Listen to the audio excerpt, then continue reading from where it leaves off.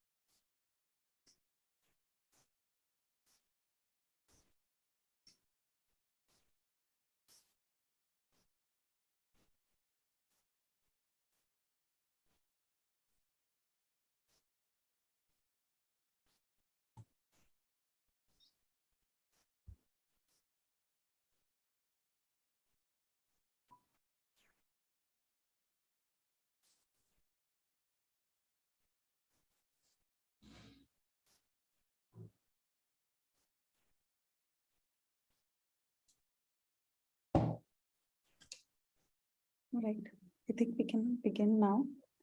We have people joining in. Okay. Hello, everyone. Thank you for joining us from different parts of the world. Good morning, good afternoon, and good evening to all of you. We are very excited to have you here join us for this incredible discussion. And we're fortunate to have partnered with Remember the Girls and Child and Youth Care to bring to you this discussion on the global perspectives on life as an X-linked carrier. The session today will be moderated by Dr. Reena Karta, Director of Research Programs at IndoUSrare.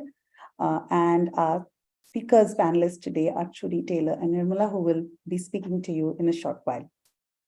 I'm Nisha Venugopal, Program Manager at IndoUSrare.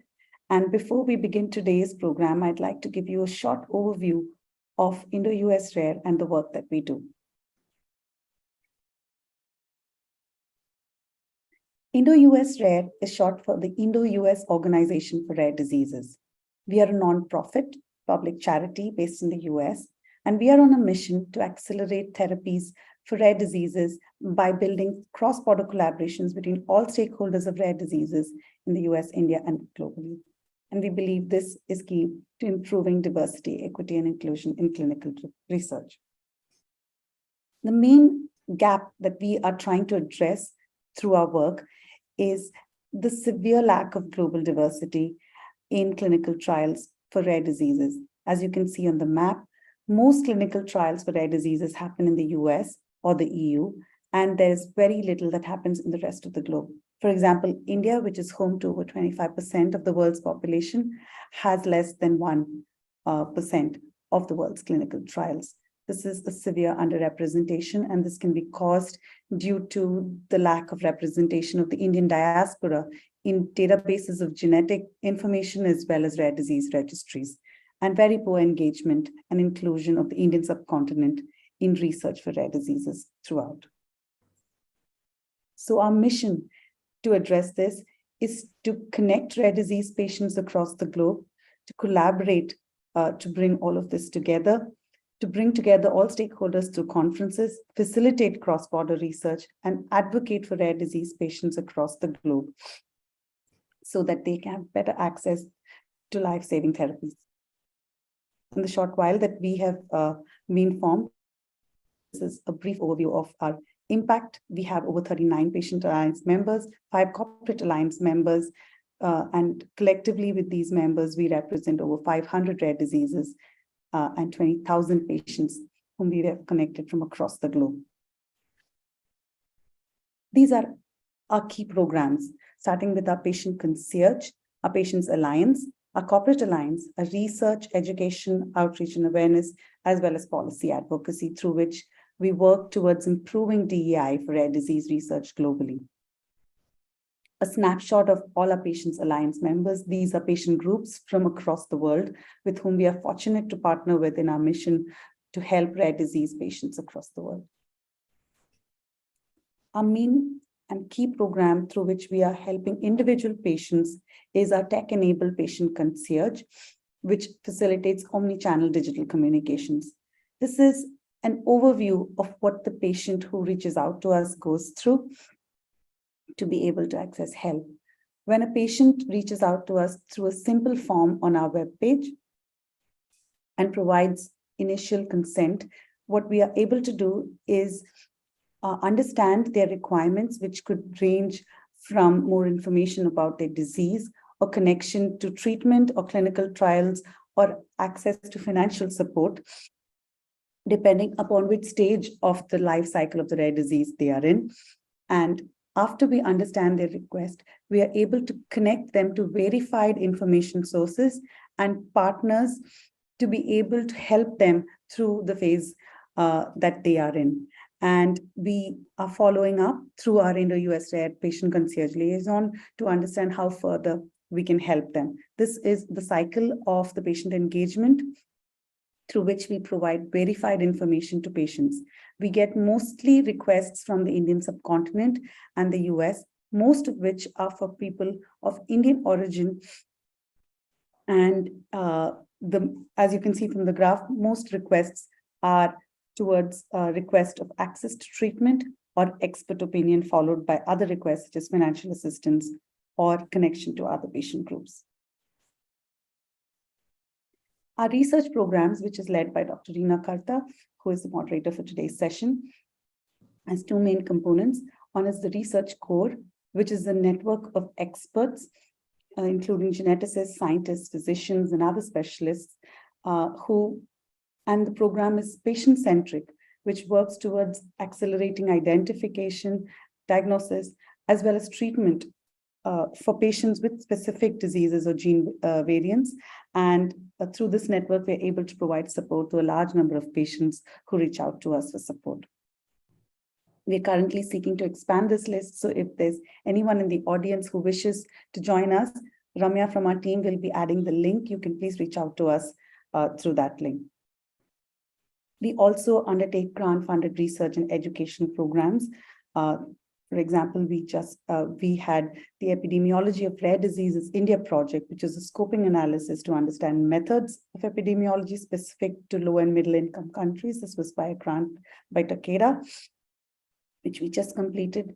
We've undertaken understanding of financial advocacy in rare diseases specific to the Indian context, which was funded by a grant from Global Genes and a grant from RareX, which funded an analysis of the feasibility of patient-reported data and outcomes in the Indian context.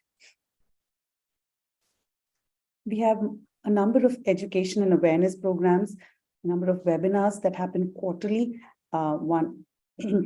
We can see a few of these on the screen before us. We also had a number of art and science contests for raising awareness across the global population, as well as a walk-run event. We also helped raise funds for support of COVID-19 patients and rare disease patients during the COVID-19 pandemic through fundraising efforts.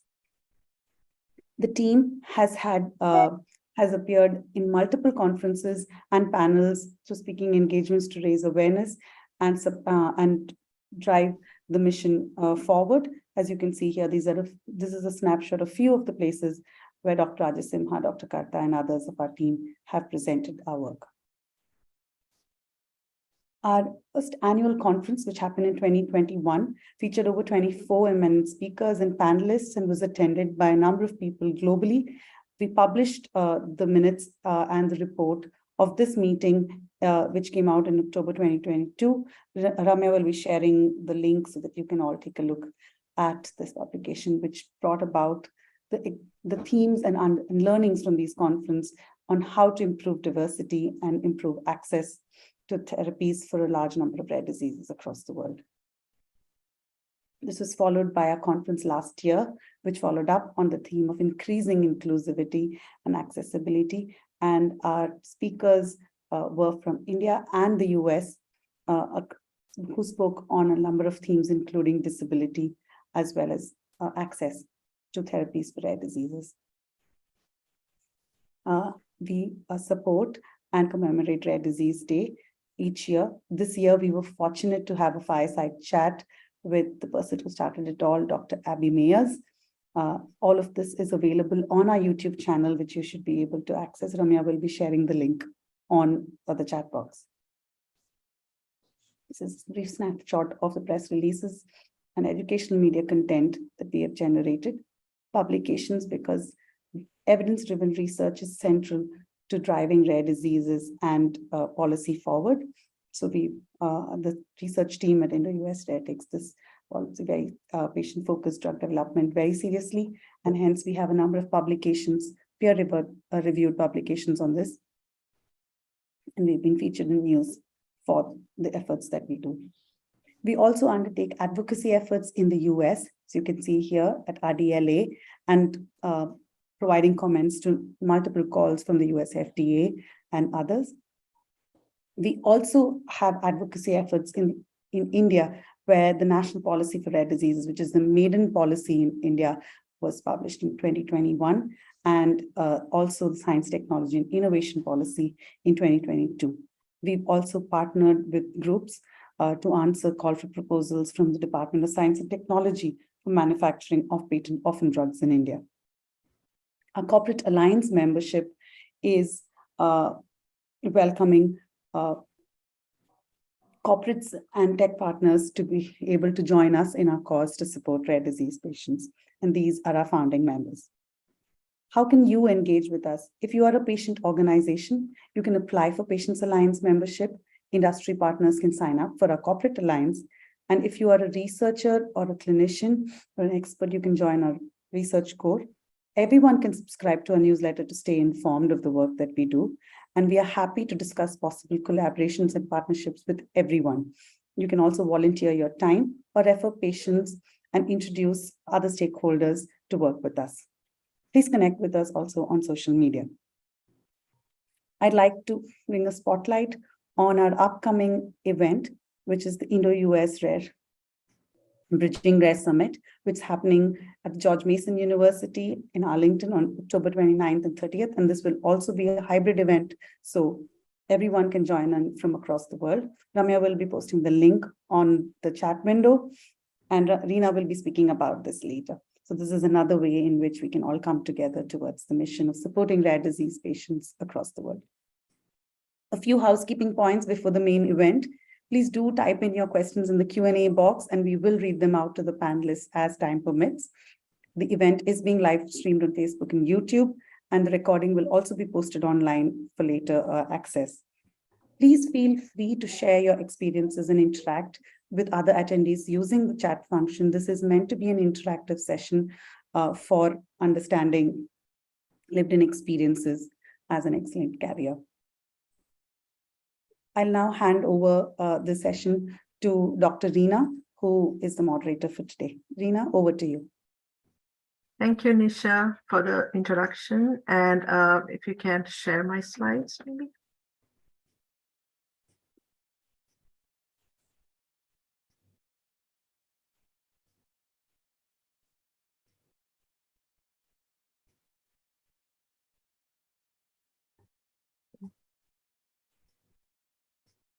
Yeah, so before we get into the discussion for today, so first of all, thank you, Nisha, and I'm Reena Kartha. As you mentioned, I'm the Director for Research Program, and I coordinate these webinars, and it's my pleasure to be the moderator for today's panel discussion. I'm really looking forward to this exciting discussion. Before we get to the topic as such, I would like to do like a quick genetics 101 because we are talking about the carrier status, what is the global perspective on what it means to be a carrier, and what do you mean by carrier. So before we get to that, I wanted to do like a quick 101. So we all have chromosomes, which carries the genetic material, the DNA, and we have about 23 pairs of chromosomes, of which 22 are similar, and we call them as autosomes. And every cell also have another pair of chromosome called sex chromosome, which are not identical. So we have if you are a girl or a woman, you will have 2 pairs of X chromosome, whereas if you are a guy or a man, you will have an X and a Y chromosome. And here we are going to talk about what happens when you have just a carrier, meaning what happens if you have a defect in your X chromosome. So if I can have the next slide. Yep. So today what you're going to talk about is around X-linked inheritance. And what is mean by X-linked inheritance is that you have a defect, a mutation in one of the X chromosome. Now, if the defect is in the X chromosome that is carried by the father, because he doesn't have a second copy, they will express the disease. Basically, they will be an affected person. And if they marry a normal unaffected mother, the chances are that you will have two sons who would be unaffected because the X chromosome on the son comes from the mother. And so they will not have the defective mutation. But if you are a daughter, you are high risk. You have a chance that you will carry the mutation because you're getting your X chromosomes, one from the mother and one from the father. So net result, all of your daughters will be considered carriers for that trait. Whereas if you are in a different scenario, you could also become carriers because the gene comes from your mother. So your father is unaffected. He has a normal copy of the X chromosome, but your mother, who is a carrier, will have one copy that is affected. And so when they have children, there will be a 50% chance. If you are a boy, you will have 50% chance of being an affected son because you will get one of that affected X chromosome from your mom.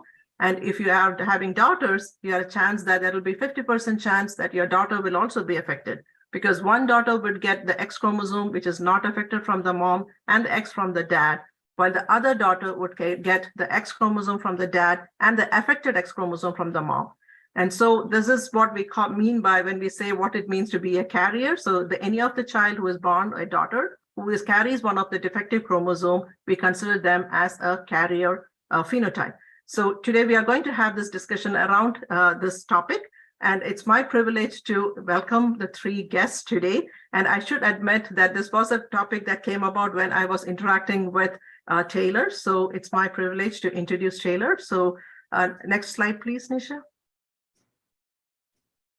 So Taylor Kane is the founder and executive director of Remember the Girls. And she has a passion for rare disease advocacy. It began in grade school because she identified herself. I mean, she was able to know that she was a carrier soon after her dad passed away from a rare condition called X-linked adrenoleukodystrophy. And Remember Girls is an international nonprofit organization which aims to break the stigma facing females who are having X-linked disorders. And she also champions the need for the rare disease community and works to foster communication and trust building initiatives between the different biotechnology, pharmaceutical, and genomic companies and patient population. And it's my privilege to welcome Taylor Kane to our panel discussion today. Next, we have Trudy Nyagambangwe. Trudy is a hemophilia carrier and is a mother of two sons, and she's going to share her personal experience shortly. Her personal experience of losing her first child to hemophilia led her to become an advocate for people living with rare disease. And she founded this organization, Child and Youth Care Zimbabwe. And she's also the founding director. And the organization aims to support families living with a rare medical condition. And mostly they provide services, including education, counseling, and support. And lastly, we have Nirmala Parab, who is a mother of two sons with Duchenne muscular dystrophy, which is a rare genetic disorder that affects boys primarily because it's an X-linked condition, and it results in progressive muscle weakness and degeneration. Her personal experience has motivated her to become an advocate, and she is based out of Mumbai, India. And all three of these panelists have a lot of experience they're willing to share. And I think we all are fortunate that they're willing to share their experience because there are so many lessons that we can learn from their lived experience. And with that, I would like each of the panelists to quickly tell their story. And I'm going to start with Taylor. Taylor, please take it from here. Thank you so much, Reena. I'm just going to share my screen. And use slideshow. Hi, everyone. It's so great to be here today speaking on such an important topic alongside Trudy and Nirmala. I'm going to just be taking a few minutes to talk a little bit about my ALD story and why I'm here today talking about this topic. I also want to mention that since we are speaking about the global perspective, I am from New Jersey in the United States. So when I was 3 years old, my dad, Jack, started having strange behavioral changes. He would drive and forget where he was going. He would show up late to work. He started having trouble tying his shoes, and really small things that my mom thought were a little bit strange, but of course never would have expected them to be what they turned out to be. So after seeing a counselor, the counselor suggested that my dad get an MRI of his brain. And the MRI showed that my dad had a rare neurological disease called adrenoleukodystrophy, or ALD for short. ALD, like all the other diseases that we're going to be talking about today, is an X-linked disease. So we later found out that there was many other members of my family and my extended family that were impacted by ALD, but my dad was the first to be diagnosed. We know that his mother, or my grandmother, that she was a carrier of the condition and that she passed the condition down to all 4 of her children. My dad, his identical twin brother, my uncle, and my aunt. And as Rena mentioned, a male with an X-linked disease will always pass that gene to their daughters. So at the time my dad was diagnosed, my family was told that my brother was completely fine. He would not have any chance of having ALD, but that I was an obligate carrier, which meant that I didn't necessarily need to get tested to be confirmed. I have done genetic testing at this point just to have it on my medical record, but they said that I was 100% a carrier. But at the time, we were told that, there wasn't really anything to worry about with me being a carrier, and that this is only something that I would have to think about when I went on to having children someday. And of course, a lot of the focus was on my dad. So over the next 2 years, my dad began to progress. ALD basically destroys the myelin in the brain. So males and boys with ALD will start losing all their basic functions. So my dad lost the ability to walk, talk, swallow. He got a feeding tube, and he developed really severe frontal temporal dementia, which was what was causing those personality changes at the beginning. And my dad passed away when I was 5, when I was in kindergarten. Before my dad passed away, he and my mom and some family friends started a charity called Run for ALD to raise money for research. And we continued this yearly fundraising event up until just before COVID. So from a young age, I was starting to get involved in what I didn't know at the time was advocacy, but I was starting to raise awareness of ALD. I would go around to classes at my school and tell them about our upcoming run and fundraiser. I also wrote a story to a local magazine just about my family's story for ALD. So of course, at the time, I didn't really realize that I was having an impact until people from my school started showing up and their parents started donating money. And that was really the first time that I saw that I could make a positive difference. Growing up, I always knew that I was a carrier of ALD. I don't ever remember a time in my life when I didn't know. But my mom says that she first told me when I was around 8 years old. And she thought that this was a good time just because having gone through losing my dad at such a young age, that also forced me to mature a little bit faster. I knew very well what ALD was. I had seen it firsthand. So she felt that that was a good age to start talking to me about ALD and me being a carrier. And she re-explained what this meant every few years in a way that was more age appropriate, drawing out X's and Y's and explaining to me that, I was a carrier and that I could pass this on to my children, but that I wasn't going to go through what my dad went through. And when I was 12, that's when I first saw a genetic counselor who is actually still my genetic counselor today at 24. And then also an ALD specialist. And this is when I first started to learn that it was possible for carriers of ALD to experience symptoms. Back then, this was over 12 years ago. It was thought to still be really rare, and the symptoms were thought to be quite mild. But we've come such a long way in the last 12 years that we know that over 90% of females with ALD do eventually experience symptoms and that they can be quite severe.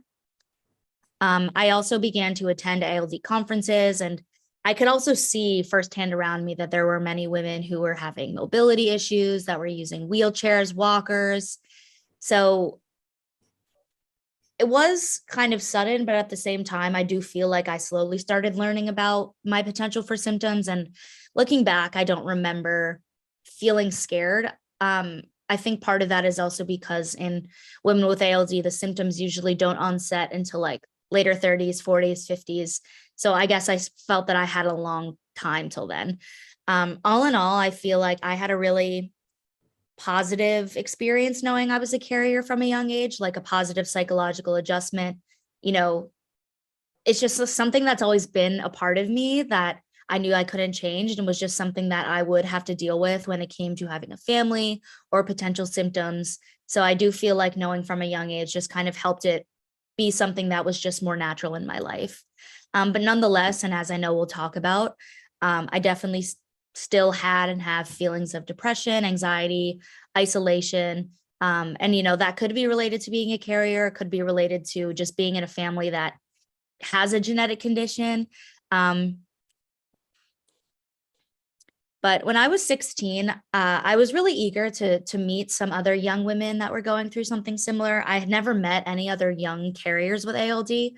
One of the main reasons for that is because with ALD and a lot of X-linked diseases, ALD is often like terminal in boys. So these boys don't always grow up to have a family.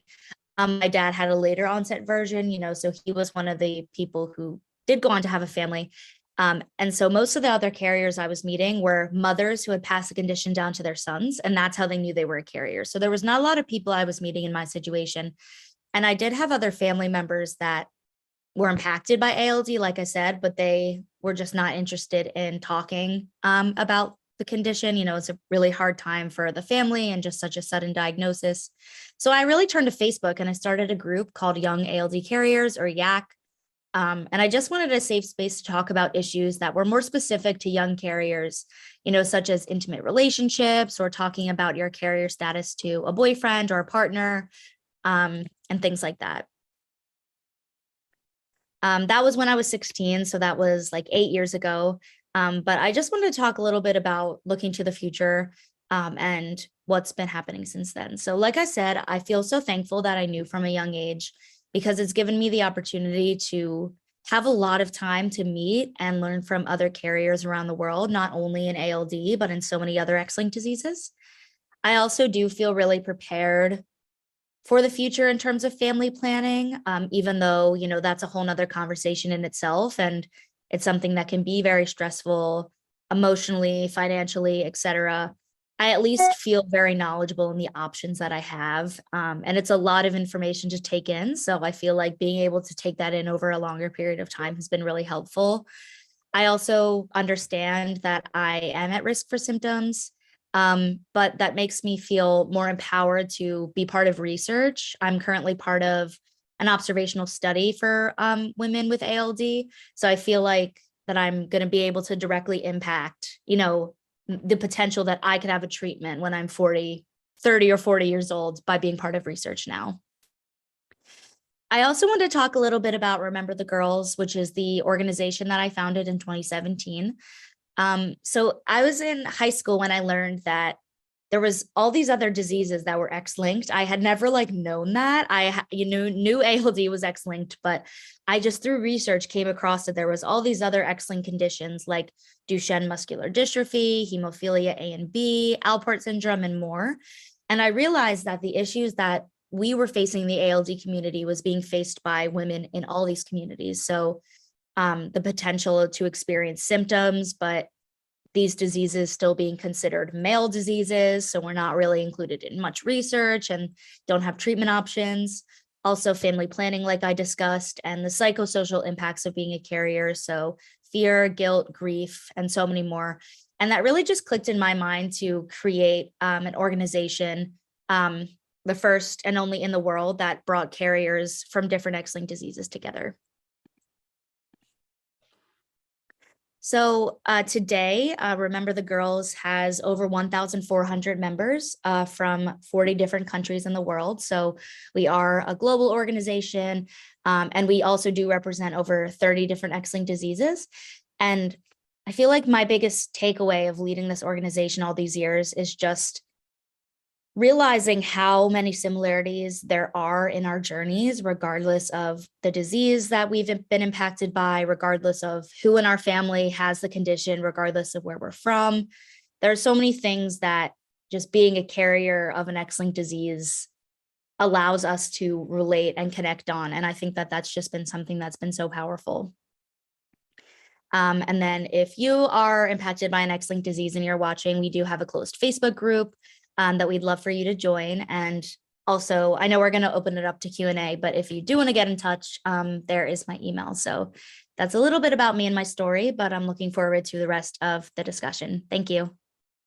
Thanks, Taylor. It's always an incredible story that you, I mean, every time I hear about your story, I'm amazed. I mean, you have a lot of grit in you. I should admire you for that. Thank you so much.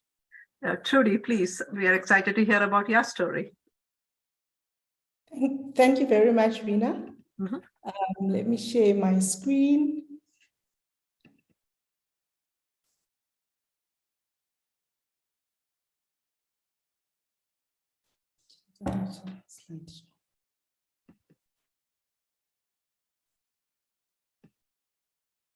All right, I think I've got it up now. So, hello everyone. It's great to be here to share my story today about being a hemophilia carrier. And like Rina mentioned earlier, I'd like to just share my story so that you have an appreciation of what are some of the experiences that carriers go through, especially in low-income countries like where I come from. I come from Zimbabwe, which is in Southern Africa. And it is a very small country. And at the time when I had my first son, which was 25 years ago, a long time ago, there was very little knowledge about what hemophilia was. So I had my first son and I had a normal delivery. Unfortunately, that resulted in a lot of stress for my son. And so I was in hospital for a couple of weeks when he was born because of the swelling. So he was bleeding internally. And the doctors knew he was bleeding, but they did not suspect or even consider it was hemophilia. So he got treated just to manage the bleeding. We left and went home. And life was supposed to be as usual. So we played with him as usual. We pulled him, we pushed him, and he would do all sorts of things as well. Unfortunately, we then noticed that he would have bruises and he would have swelling in his joints, in his knee, in his elbows, sometimes in his ankles as well. And, you know, we thought this is just something that will just go away. But we were very ill-informed at that time. We had little support, and we were a young couple, and we're living with my in-laws who were staying with my son. And I remember my mother-in-law would tell me when I came back from work that your son is always crying. I have to carry him almost all day. And I think that was as a result of the bleeding that was happening and the injuries that he had experienced. So my son then went through a very traumatic 2-year life. He died when he was 2. And by the time he was 1 year, 8 months, that's when we were fortunate to meet a doctor who had just come in from South Africa to work here in Zimbabwe. And that doctor had suspected it was hemophilia and started tests. And once the test had started, you know how it is, they go on. And we did not know for a fact what my son had until he had died. I think 3 months after he had died, that's when we were told that he had hemophilia. So I believe he died because we mismanaged that condition. I had a second child as well 2 years later, and I lost that child again. I do not know whether it was to hemophilia or something else, but what I do know is it's difficult to explain. So there's me and my 2 children. These are living, and very healthy and active. However, my daughter is also a carrier like me. My son is not hemophilic, but we have a lot of family members who are hemophilic. My sister has 2 children who have hemophilia. My mother's sister has a son who has got hemophilia. My grandmother has brothers who have hemophilia.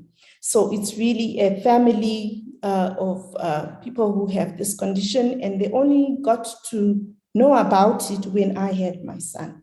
So at least for that, I'm truly grateful, because that was an opportunity for us to demystify what was happening in the family, because there was also a lot of loss of life, not only for me, for my mother and for my grandmother, as a result of this condition. And no one actually understood what was going on. So as a result, we then decided as a family that we need to share information about rare diseases and try and give people support. And more importantly, I will not let my daughter go through what I went through. So we then started Child and Youth Care. And because the Hemophilia World Federation for Hemophilia has grown in strides over the years, we have a lot of support for hemophilia in our country now, although it's still donor funded, but we do get a factor. And so you'll find that we have noticed that there are some conditions that get absolutely nothing. And we do try to support those. So what was my life like as a young mom? I felt guilty. I always thought when you see your child in pain and you think this is as a result of what I have passed down to my child, that was very difficult. I was fortunate because I had a loving husband and in-laws, but at the same time, it didn't take away the guilt at all. You know, I thought this was all my fault. And after so much loss in the family, you do get really stressed out, you do get depressed, and you are just exhausted from just worrying, from just not knowing what to do. And so you find that it's true with many X-linked carriers that they have mental and physical exhaustion as a result of looking after their children, in our case, and also having to take care of their own needs, which nobody else ever remembers. The socioeconomic challenges that we have in my country, and I think it's pretty universal in most African countries, is that people who have rare diseases or who have an X-linked condition really get to develop their careers because of the challenge of having a genetic condition within the family and the caregiving, which is usually done by the mom. It's hard to then have your own career. If you do, you probably leave it somewhere halfway because you need to take care of the family. And because your children also do not have access to an education system that supports them, the children also don't do well in school. So it becomes a vicious cycle of parents and children who have to be dependent throughout their lives. And that is really disappointing, because I do believe that if you are a carrier, you can still have a fulfilling life. You can still have a career.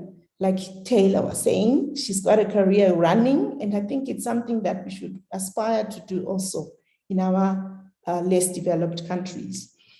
So the vicious cycle continues, and also the structural challenges also sort of perpetuate that, because within the infrastructure of most healthcare systems, there's just no space for a career, really.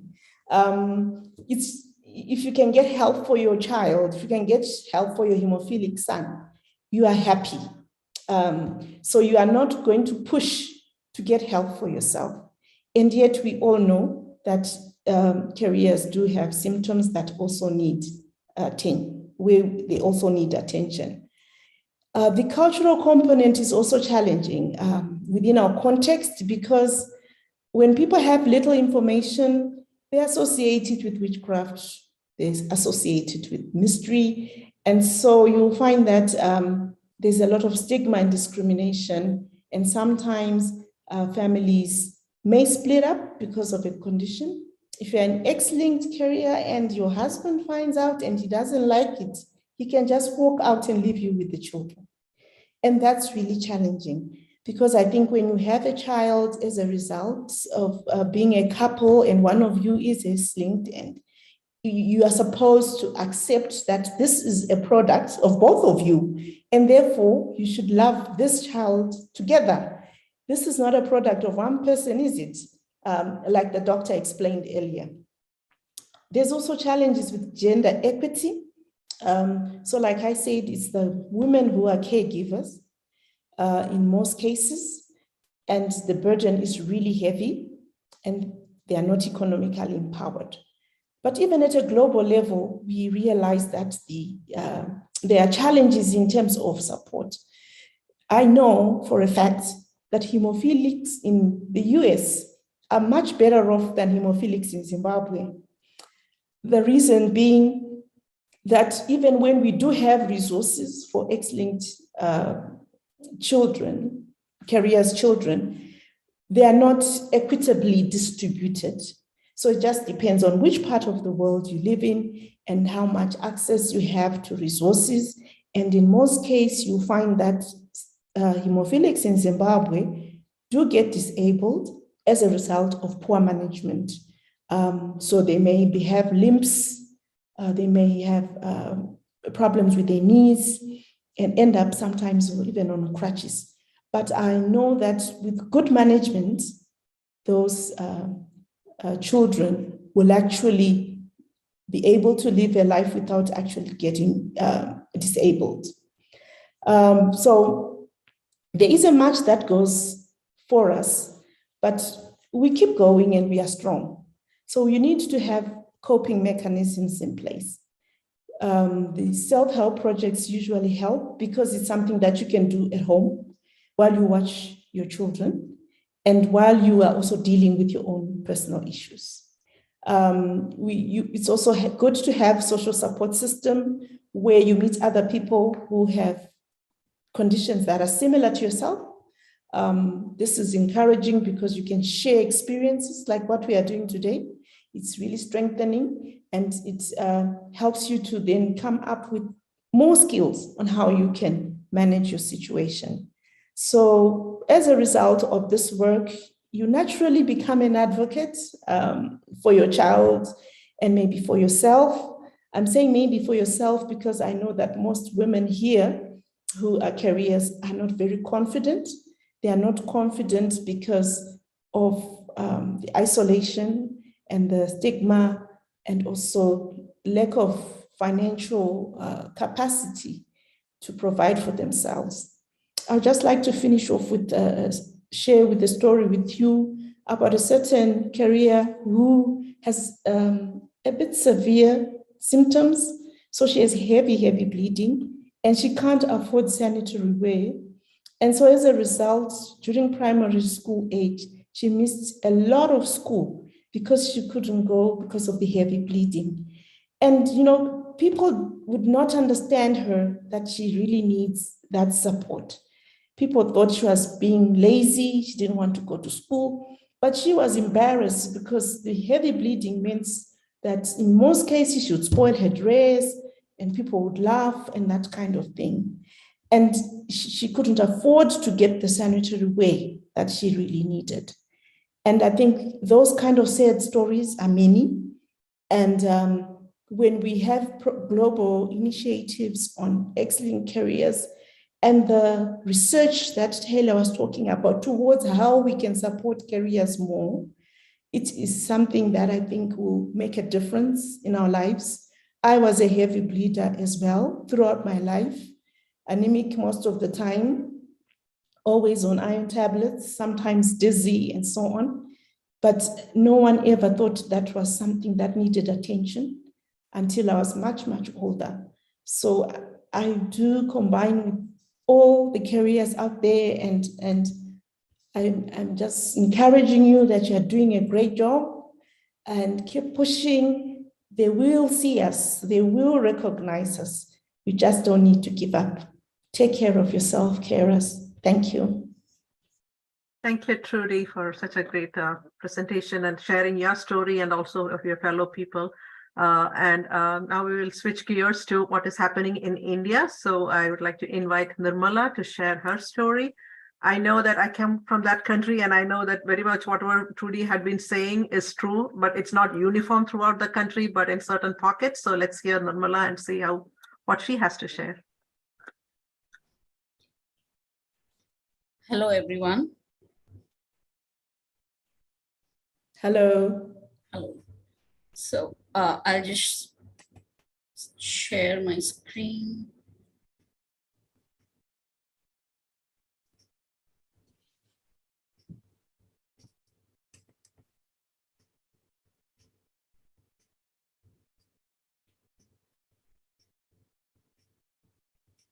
Nisha, can you share my slides, please? Yeah, just a second.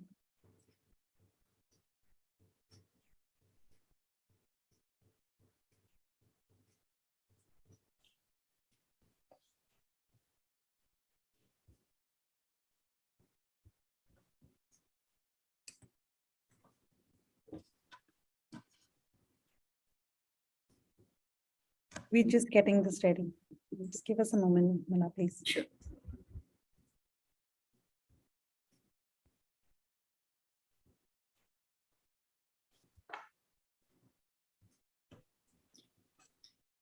Hello, everyone. I'm Nirmala Sachin Parab. I'm 53 years old, a carrier of Duchenne muscular dystrophy, DMD, and this is my story. I'm mother of two boys, Riddharaj, who's 24 years old, and Vishwaraj, who is 17, going to be 18 years old. And they're both affected with DMD. I have practically lived with DMD all my life. I was born in a very loving family, the youngest of 4 siblings.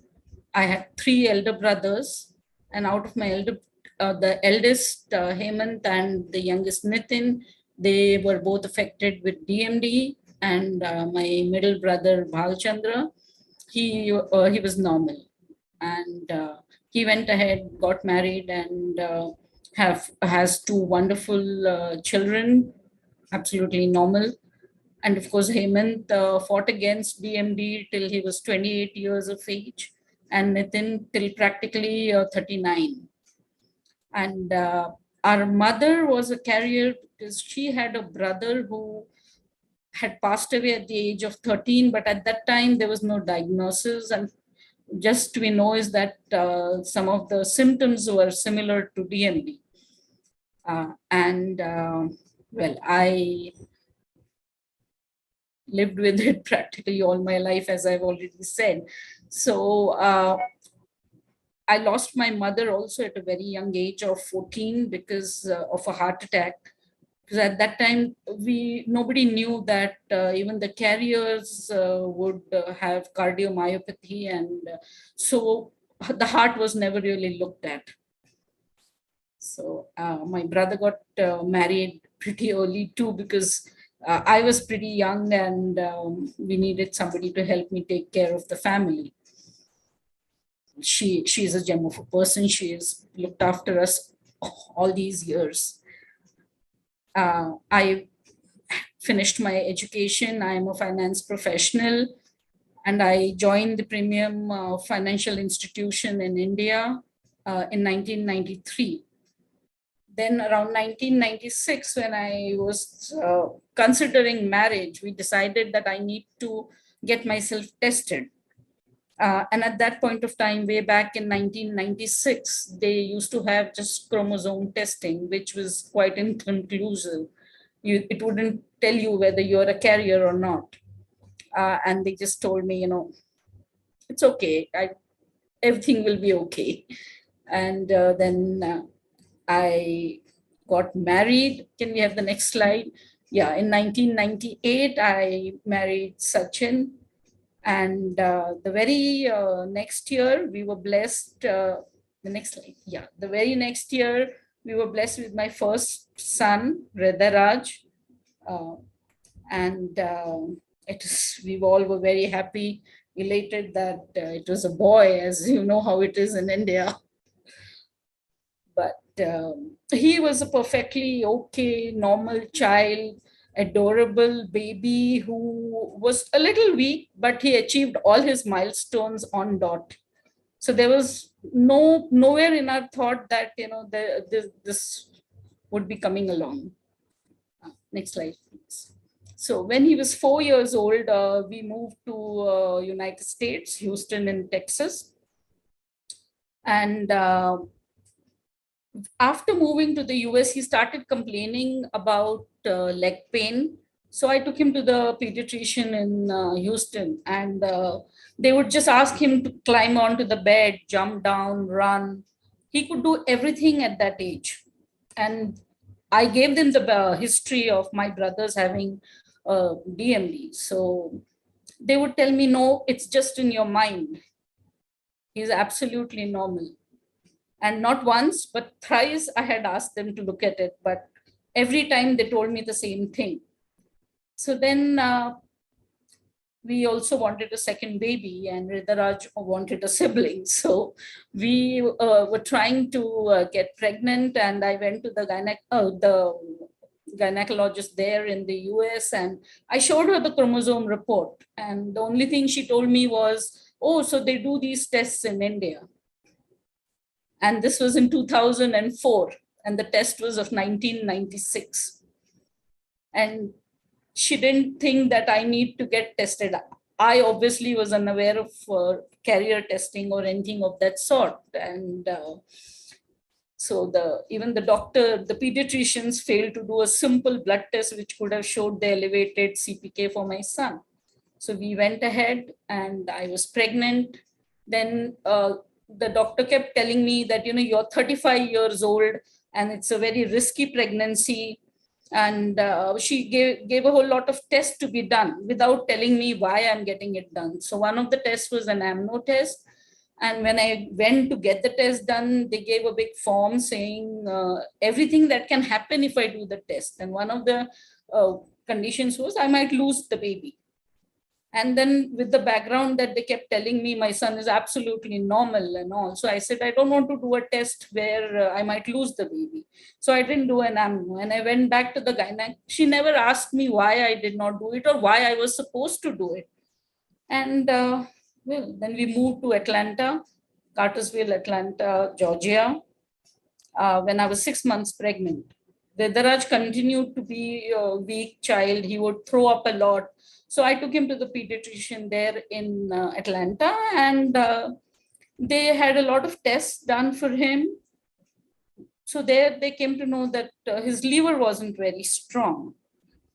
And I was like maybe 8 months pregnant when they again said that we need to do some further tests for Ridaraj.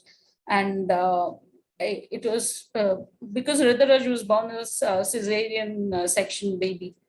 So they said that the second baby also has to be a cesarean section. And it was planned on the 12th of August, 2005. 7 days before Vishwaraj was born, Ridaraj, I actually drove him to the hospital. We had all the blood work done. And then 12 days after Vishwaraj was born, the results came and it showed elevated CPK. And then that was followed by the DNA that confirmed it was DMD. And then they did a carrier testing for me, which was a futile exercise because we already knew. And then, of course, we tested Vishwaraj, and he was also positive for DMD. So the whole process of living with DMD started all over again.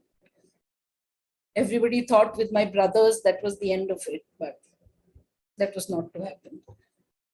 And we stayed in the US till Vishwaraj was about 18 months old. And then, can we have the next slide, please? Yeah. When he was 18 months old, we moved back to India, Mumbai, India. And from 2007 to 2017, we were living in Mumbai. Mumbai being a metro city, we had all the facilities, but of course you have to have the financial resources so that you can manage to give your children with this condition a comfortable life, get all the treatments, as well as a good education. Because in India, educational facilities for children with special needs are very few actually, or there are schools who would not want to adjust or accommodate for these children. But we were very lucky that we found schools where they were very supportive. They made changes in the school building for these boys, and so it was wonderful really, because we have been able to give our sons the best of education. And we were also lucky that we could take them around the world, of course, to countries where there were the facilities for wheelchair access, which is very much absent in India, and you can't really take them around too much. But things are improving. Yes, even in India, things are improving. But we were lucky. So my sons, both, my elder son, Ritaraj, he has, can you have the next slide, please?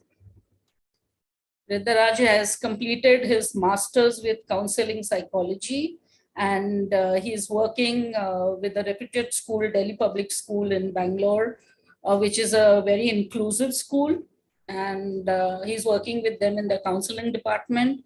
And my younger son was studying in DPS Bangalore North. He has just completed his high school graduation and enjoying his vacation now. So we have been able to manage it, but there are so many more parents who are in no such position where, because there is no public transport which can help your children. They can't even take their wheelchairs on the roads because you don't have proper pavements. The infrastructure is missing. But yeah, we are moving ahead on the way of increasing accessibility. Even the government is trying to make those changes, but India has a long way to go. So now I would like to share a little bit about this. I think we can go ahead. Reena has explained this, so maybe we can just move to the social, the social and psychological concerns for carriers in India. And as Trudy said, carriers tend to self-blame and for the condition, which leads to a lot of psychological trauma. And you really have to be strong to be able to overcome that. And of course, the other part of it is being a carrier, you're blamed for the condition with which the child is born. There's a lot of psychological pressure, like you're exploited, you're oppressed every time somebody is saying something about it. And there are many cases where the husbands have abandoned the wife and the child, that the in-laws don't help out. And it becomes very difficult for a single mother to take care of a special needs child. And if you're lucky, you have the support of your parents, sibling, friends. I was very lucky. I had the support of my husband, my family, my friends. So it doesn't really happen that way with everyone. And close relatives, yeah, they just want to offer a lot of advice and what is to be done, what not, but they really don't know about the condition. And the other part of it is when you're a carrier and you know that this could be a condition in your close relatives' daughters as well. But they don't like it if you tell them that they should get their daughters tested. So that's the social and psychological part. Can we have the next slide, please? So in India, what we need is to raise awareness of rare diseases with doctors as also with the general population. Because a great percentage of India's population lives in the rural areas, where in small cities and towns, where even the doctors aren't really aware of the various rare diseases, as also carrier testing or genetic counseling is not available. It's only in the metro cities. But what has really helped us now is the social media. We have been able to form a lot of parent groups, even mothers groups, where people from even small towns are getting in touch, and you are coming to know more about how to manage this condition and all about carrier testing, about genetic counseling. So things are improving, yes, but we need to create more awareness. And of course, it's also true that all females should be tested to see if their CPK levels are high, because this will help to diagnose a DMD carrier status even in families without positive history of DMD. And here I would like to say a quote by author Sangeeta Rana.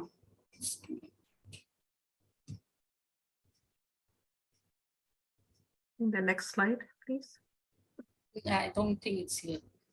Oh. Says, you grow because you don't give up, because you believe in yourself, because you are stronger than you think you are, and because you have decided to keep going on no matter what. Just want all the carrier women out there to be strong for their children as well as for themselves. Thank you. Thank you so much, Nirmala. That's exactly the story that I mean, we always hear from India over and over again. It depends on where you are from to get any kind of access or any kind of support from the infrastructure that is available right now. So we will open it up for questions. We have a few questions that have come in. But I first of all, thank you to all the panelists. Maybe we can have all the panelists out together. And we just wanted to kind of it's been really fascinating to hear how the same condition, I mean, everybody has some kind of a defect in your X chromosome, your carriers, but then what your experiences are vary depending on which part of the globe you are. And I'm sure that, Taylor, you have more insights because you have members from 40 different countries across the globe. And is there anything more that you would like to add regarding the experiences that were shared here, but was not something that wasn't discussed?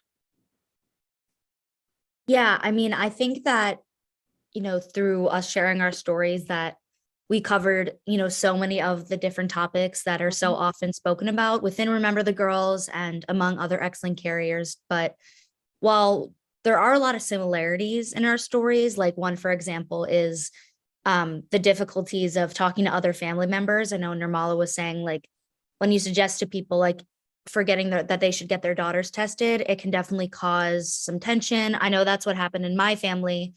After my dad was diagnosed, my grandmother was very upset about the fact that she may be the carrier. And it sort of presented itself as anger. And she actually never ended up getting tested just because she almost wanted to, I guess, almost be in denial. But you can understand sort of at the same time where that's coming from. So I think that there are a lot of similarities that the three of us and also so many of the members of Remember the Girls have, but also a lot of differences. Like at the end of the day, we all are getting treated in different healthcare systems. Trudy mentioned that for people with hemophilia, often the care for men and women is better in the US. So even though there are a lot of these, I guess, like social and psychological impacts that are similar, we also still do face a lot of differences just depending on not just the medical system, but also like the religious, the cultural impacts of the places that we live and we're from. So I feel like it's important to acknowledge those as well. And not only acknowledge them, but I think it's valuable that when, say, companies are wanting to get involved with carriers in some way, that they understand these differences and they don't make assumptions. Something I've noticed is that so much of the time, I feel like companies default to what's done in America.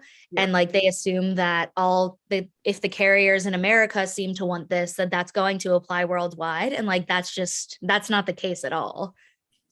Yeah, so exactly, that's the point that I wanted to bring up. And so if I can get my slides, maybe the first discussion topic I wanted to throw out is that because you have people from different parts of the globe again, Are there differences in the terminologies? Like how do people use the term? Like I have heard carrier, obligate carriers. I think in DMD world, there is this manifesting carriers. So if we can quickly go over like any terminologies and if you would like to define them, how do you want to do that? Yeah, I can start talk about this a little bit. So I have noticed that in terms of terminology, it seems to differ less based on where you live, but more the X-linked disease for which you're affected by. So for example, in the ALD community, we don't use the term carrier at all. We actually have new guidelines from our specialists around the world that have come to an agreement that we're not going to use the terminology carrier, but say women and girls with ALD. And the main reason for this is because 90% of females do eventually experience symptoms. And a lot of women in my community have found that being called a carrier not only makes them feel like they're not having their symptoms taken seriously, but also makes it more difficult for them to get care from a doctor, especially if that doctor doesn't know much about ALD. He'll do a quick Google search and see, oh, you're just a carrier. But there are a lot of other X-linked diseases where the terminology is just community specific. DMD, for example, most frequently uses manifesting carrier, which basically just means a carrier who is manifesting symptoms. Some other conditions use symptomatic versus asymptomatic carrier, and some other conditions like Fabry disease don't use that terminology at all. They just say a female with Fabry disease, a patient with Fabry disease, because so many women are affected. So that's what I've noticed. But at the end of the day, I feel like it really comes down to the community's perspective, but also a personal perspective. Like I don't mind being called a carrier, which is probably because I don't have any symptoms yet, but like that might change and evolve as I get older and if I do have symptoms. So I feel like it's something that isn't really fixed and is really up to the individual woman, what she wants to call herself. Yeah, anything to add, Nirmala or Trudy, about the terminologies? I mean, I know it varies with disease and also with the region. So anything to add to what Taylor said? No, in India, it's just carriers, manifesting carriers. Okay. Even if you don't have symptoms, they are considered manifesting? I believe only if you have So symptoms. sometimes, yeah, they just use those terms, but they don't really understand. So yes, it is carriers or manifesting. Some of them do face the similar symptoms that their children are facing, but most of them it is, but at least they're told to take care of the heart, the cardiomyopathy part. Okay. Yeah. Rina, I think we are called carriers because that's what they call us. We don't call ourselves that. And so it's a name that was given to us and we have just gone through the ages with it. What has happened in the hemophilia space is some women have, through research, they now know that some women can actually be hemophilic. So then that term ceases to be appropriate because you have women who are hemophilic and women who do not show the same symptoms being put in one group. And therefore it denies those who having those presenting with challenge with the hemophilia getting support. To be good to have another name. And I think through advocacy, we could really advocate for another name that is more universal and kind of less derogatory. Yeah, I totally agree, Trudy. And you had a great point where you talked about how in X-linked diseases, you know, one person is the carrier, while in autosomal recessive diseases, both parents are the carriers for the child to then have the condition. And I do think there's so many differences there. I think the terminology carrier makes sense for autosomal recessive a lot more than it does for X-linked. And I know that based on research I've done, the terminology carrier in the genetic sense for X-linked diseases was first used in a derogatory way, saying like, almost like this mother is not affected, but she passed this horrible disease down. And like, she's lucky, she's just a carrier, but look at what she's passed down. So yeah, I do think that there's a lot of stigma attached to it, especially also when you think of like infectious diseases. Like Typhoid Mary, like the infamous typhoid carrier who like infected all these people. Like, I do think there's a lot of negative stigma, but I still haven't thought of like what other term we could use. But like, I do think that as we keep having these conversations, that we will figure something out that does fit all of us a lot better. Yeah, I mean, I think that particular term doesn't talk about the heterogeneity, right? How the amount of variability that can come with this population, with this cohort of people. And so I normally were about to say something. No, like what she was saying, carrier. What happens is I've heard many mothers talk about how their children who are suffering from DMD are told by the in-laws that it is because of your mother that you're suffering like this, and trying to put a lot of hatred between the child and the parents or the mother. I mean, that's so unfair, but yeah, that happens. Yeah. And I think there is a cultural element there quite a bit. And this again, to come to your point, Taylor, that companies need to be very sensitive. They should be aware of how to deal with these people when they're doing any kind of studies for utilizing carriers across the globe, that it's not just one size fits all kind of thing. It has to be tailored for each country. So I think there are a few questions that are regarding hemophilia, Trudy. So one of them is, does it stop when the son with hemophilia has sons only? Does it? Sorry. Does it stop? Basically, I think if a son with hemophilia marries and have son, does it stop with the father, or does it get passed on to the sons? No. I think in history, we have always said it ends with if your son is non-hemophilic, then it's the end. But I think that there's a lot of research that still needs to be done around that, because we also believed that women could not have hemophilia for many years.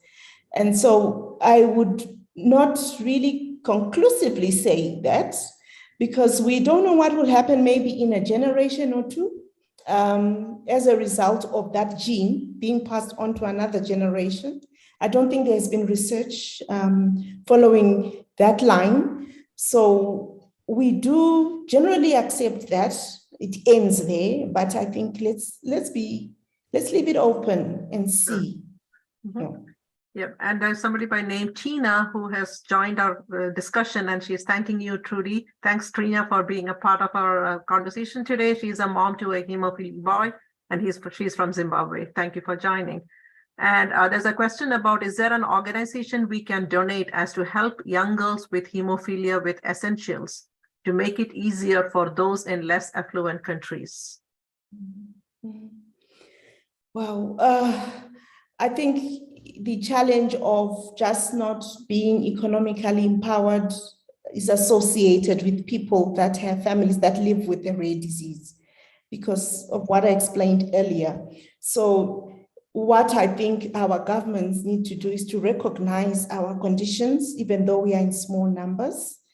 I know that in our part of the world, people are moved by numbers. And so that's where the challenge is. But I think as individuals or disease-specific groups, we can do more to make the living conditions of each other better. You know, when you wait for other people to help you, sometimes it never happens. And so this is a lifetime condition. So you need to organize yourselves. You can even have fundraisers, get pads and distribute them to all the hemophilic girls. The question is specifically, is there an organization they can donate to? Oh, okay. Sorry, they would like to donate. That would be lovely. So we have the Zimbabwe Hemophilia Association. I think that would be the best place to donate. Mm-hmm. However, I need to just warn you that the guys who are there, because it's mostly men, might not really think you've done a great job, but would really appreciate that if you could share, because I think the boys have siblings who probably present these symptoms but are being neglected. Thank you very much. Yeah, and is there another organization? I mean, I think it looks like the question was not targeted to Zimbabwe, but anywhere in the world. So basically, they want to help girls who are carriers who have excess bleeding and not able to access basic sanitary supplies. So, in Taylor or Nirmala, any other organization that you can think about?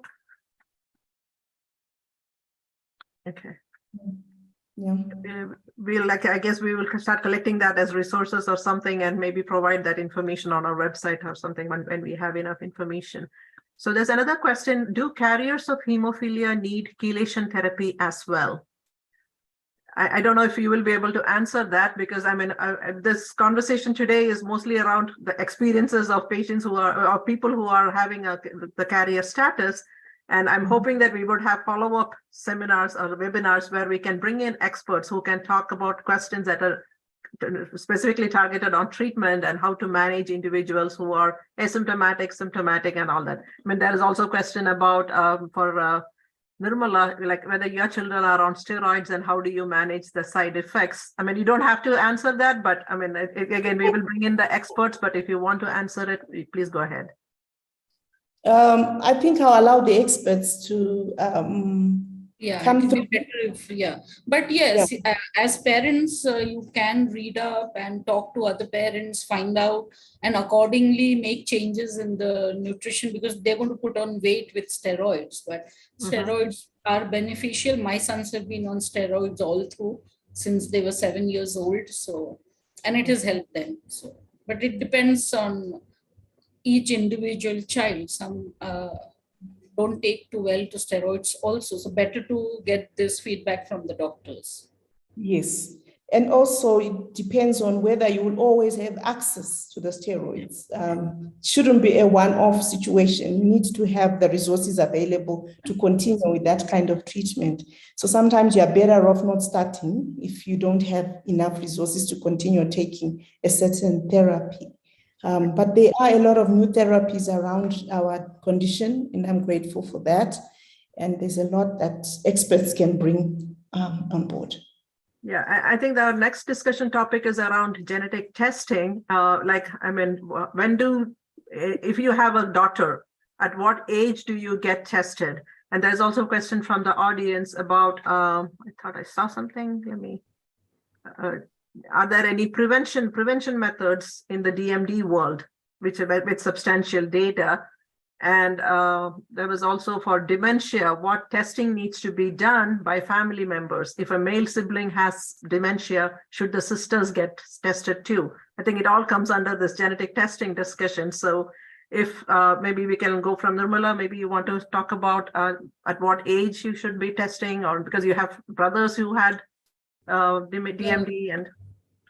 Yes, I mean, of course, at that time when I was young, we didn't have much of genetic testing, but it is available now. And I think it is, the parents have to tell their daughters, as they are growing, maybe in their teens, that, it's better to get tested because then you can decide what you want to do actually in life. Because there are cases where with the right genetic counseling, you can have normal children as well. There are a number of tests. Now things have improved quite a lot, but yeah, I feel in their teens, it's better that you start talking to them about it so that they're mentally prepared and they can take their own decisions.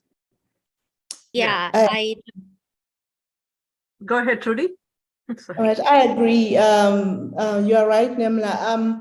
I have a daughter who we also started, explaining to her, we lost this son and this other son to this condition, and mom is a carrier. You may be a carrier as well. And we have always talked about it openly within the family. And as a result, I think my daughter has navigated towards studying along those lines. So she's doing hematology right now in university. And I think it is as a result of that experience that we have shared with her. And she was also strong enough to go for her test to find out if she's but we did kind of suspect that she's a carrier. She's had bleeding issues throughout her life. From as early as 3, She had stomach bleeding, then she would have serious internal bleeds. So we kind of suspected that she was. So I think it's good to share with them and let them grow up in it. It helps. But is there any particular age you would say that, or would the parents say they should get tested when they are 15, or is it the teen who has to decide when they have to get tested? Probably Taylor, as a young individual, you may be able to, because this generation. Yeah, I think that it can be a complex conversation. We have done a poll in this in Remember the Girls, and an overwhelming majority of people in our group thought that parents should be able to get their carrier daughters tested in childhood. But the reality is that in the US, even if a carrier is a teenager, 13, 14, 15, even 16, and she's come to the decision that she wants to be tested, the insurance companies won't cover testing because they say she needs to wait until she's an adult. And that, because we have guidelines from the American College of Medical Genetics that say carriers don't need to be tested until adulthood because there's no reason other than reproductively that they would need to know.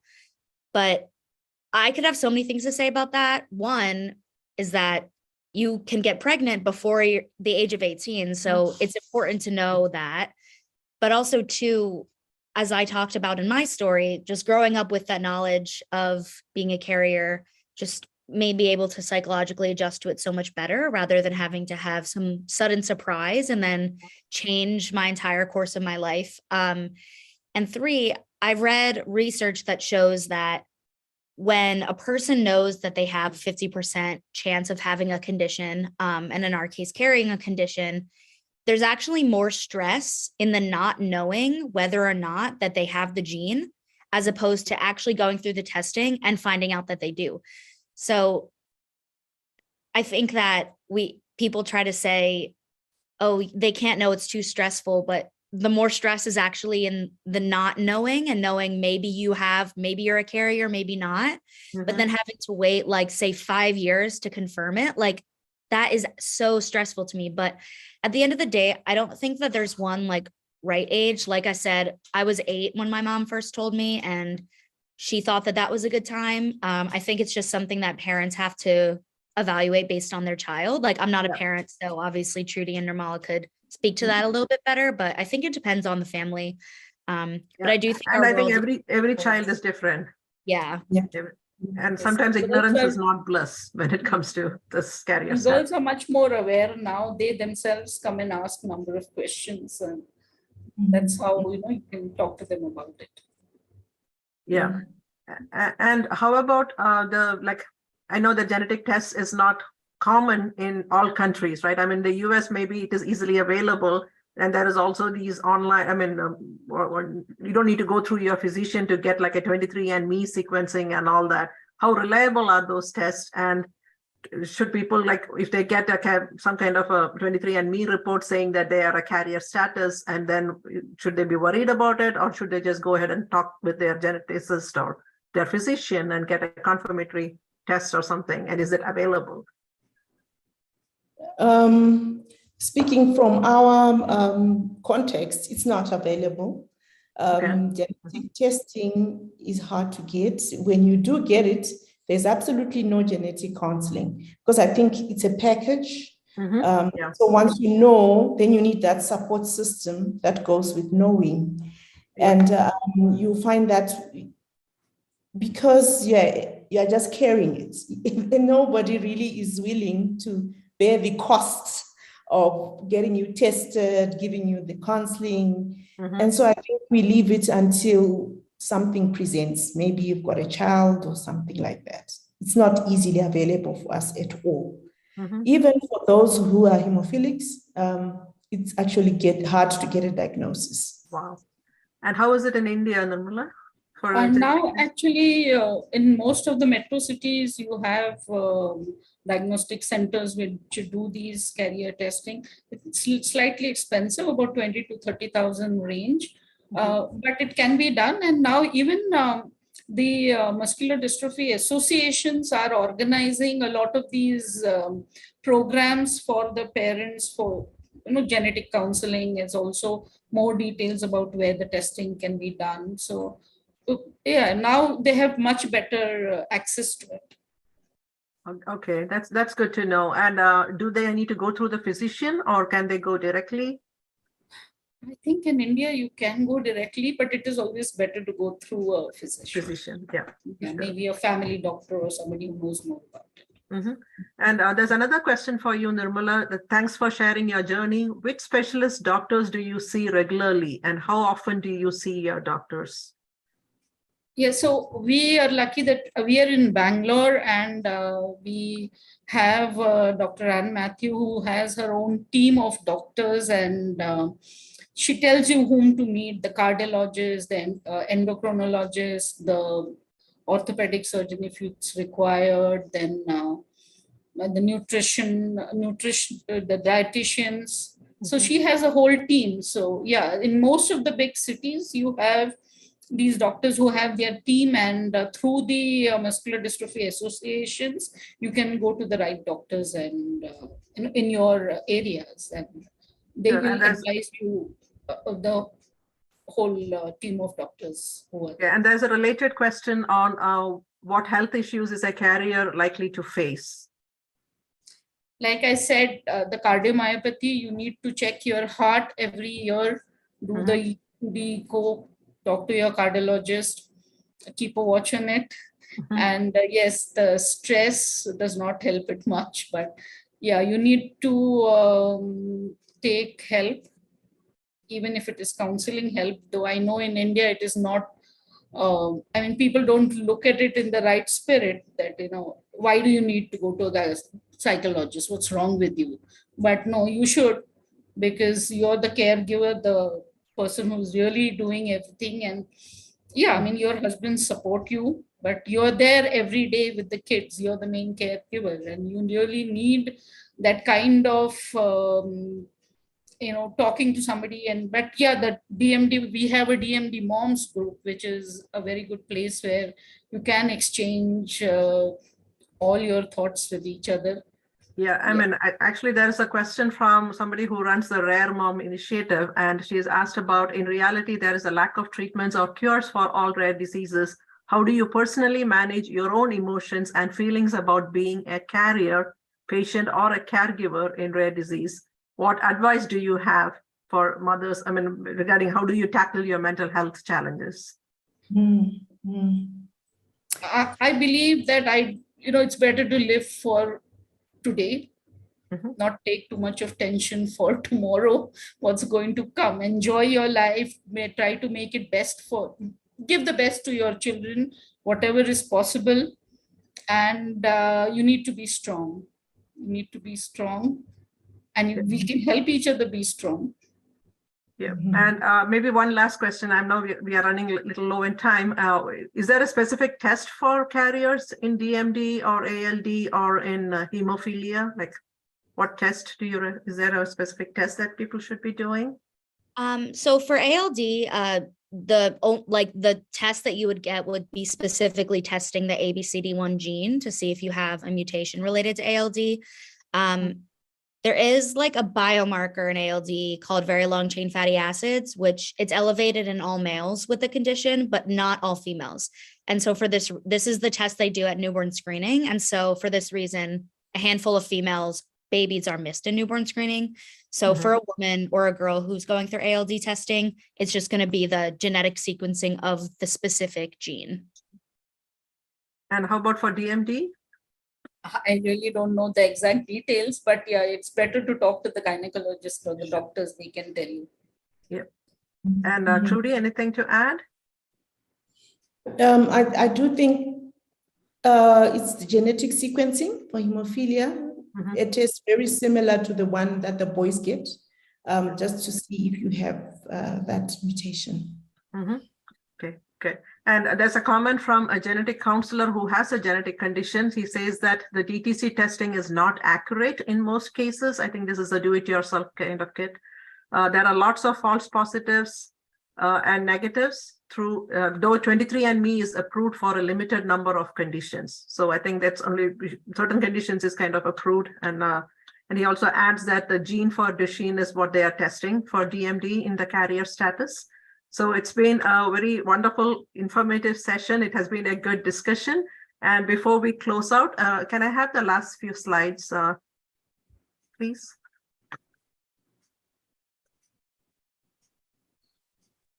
We can go with the,